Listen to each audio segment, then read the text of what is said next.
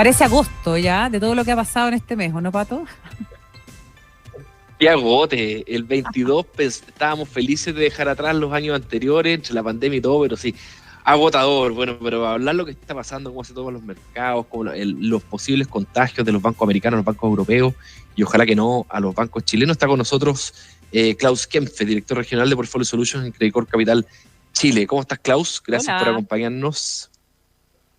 Hola, Pato, hola, Cata. Muy bien por aquí. Bueno, el mercado está duro, pero hay que seguir. Sí. ¿Tú crees, Klaus, que el salvavidas que ofrece el Banco Central de Suiza el día de ayer a Credit Suisse es ya un alivio definitivo? ¿Todavía estamos ahí en la tormenta? Yo creo que el mercado lo está tomando relativamente bien. El mercado de deuda de Credit Suisse no lo está tomando tan bien. Lo estábamos discutiendo con el equipo acá en paralelo. Yo creo que Credit Suisse está muy complicado y yo creo que hay una probabilidad alta de que antes de fin de año Credit Suisse ya no exista. O sea, independiente de la deuda o no deuda, creo que hay muchos problemas que ha tenido año tras año y posiblemente lo óptimo sería que hubiera una fusión con algún otro banco y lograran echar a andar la máquina de nuevo. Si uno analiza la historia de Credit Suisse los últimos 5 años, lo único que ha hecho es vender partes en diferentes países o vender negocios, probablemente desde la crisis financiera que no logra repuntar de manera importante, y hemos visto resultados muy negativos. Los resultados del 2021 fueron malos, como 1,7 billones de dólares negativos, ¿cierto?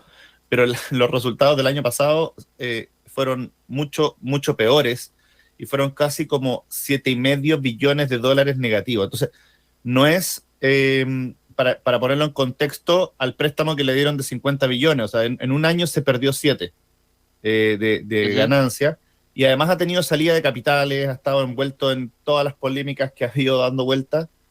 Así que creo que está difícil la situación para Credit Suisse en particular. Ahora, Klaus, interesante lo que mencionabas, porque para que lo que le está pasando a Credit Suisse no es producto de la caída de los bancos americanos de fines de la semana pasada, principios de esta semana. O sea, esto es una historia que venía hace tiempo, hizo malas inversiones, perdió plata, tuvo escándalos, o sea, o está teniendo dificultades.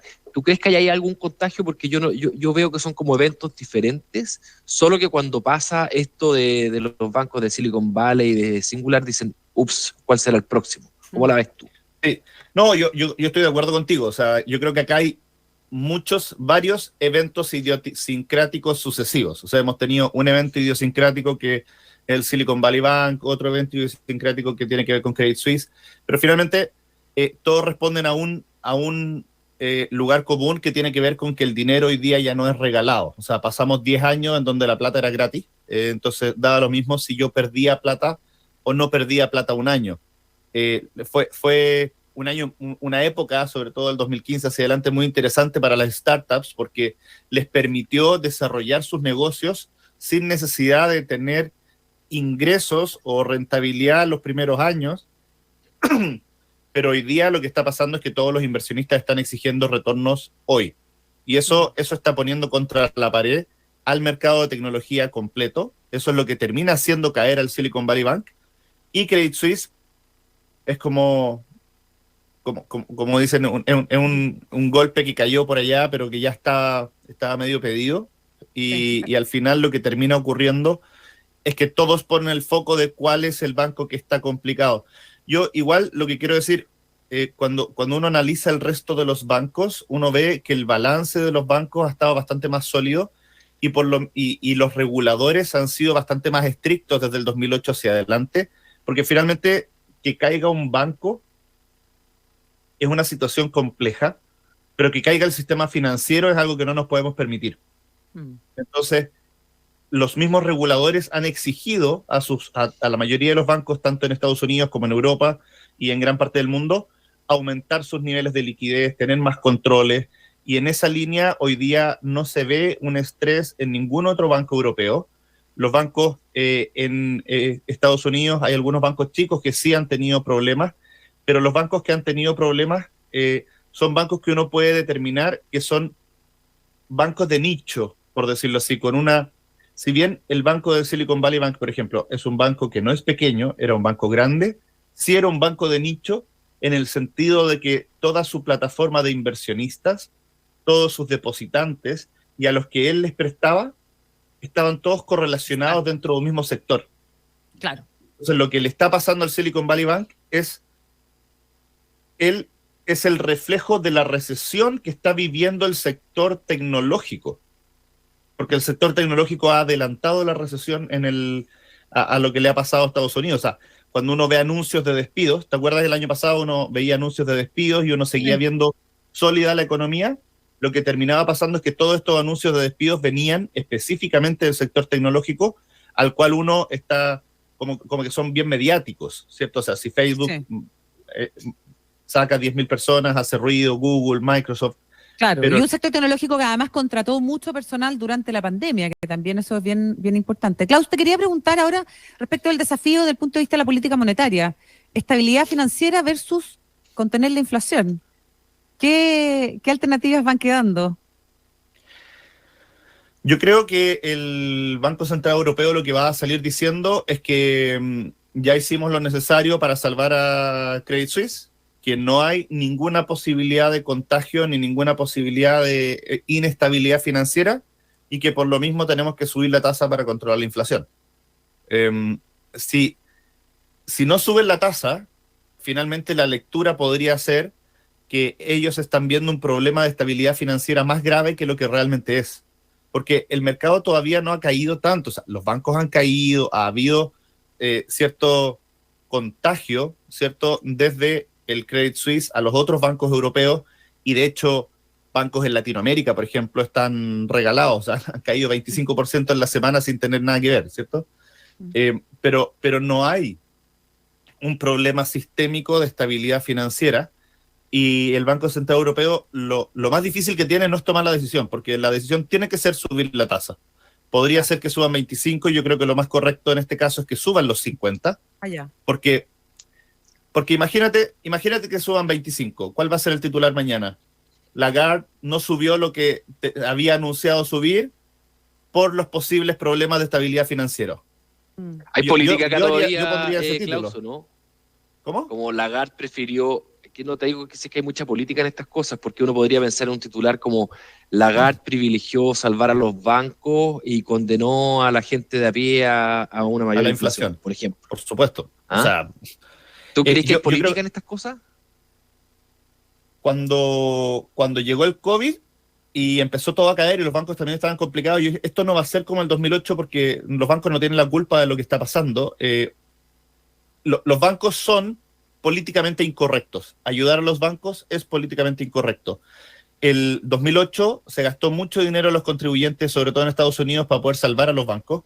Y el comunicado, por ejemplo, el fin de semana de Janet Yellen sobre el Silicon Valley Bank, el primer párrafo decía: no gastaremos ni $1 de los contribuyentes y vamos a ponerle, no sé, vamos a inventar un impuesto al resto de los bancos, vamos a sacar de un fondo de reserva de los depósitos. Pero tú tienes razón, o sea, ayudar a los bancos es políticamente incorrecto porque suena como que estamos ayudando a los que en general no lo necesitan, y que se arriesgan mucho y que finalmente terminan chocando y hay que salvarlo a ellos. Entonces, no parece tan políticamente correcto, y yo creo que por eso es importante que suban los 50 puntos y por eso es importante que la Fed suba los 25 puntos la próxima semana. Oye, Klaus, a propósito, estamos conversando con Klaus Kempfe, director regional de Portfolio Solutions en Credicorp Capital Chile.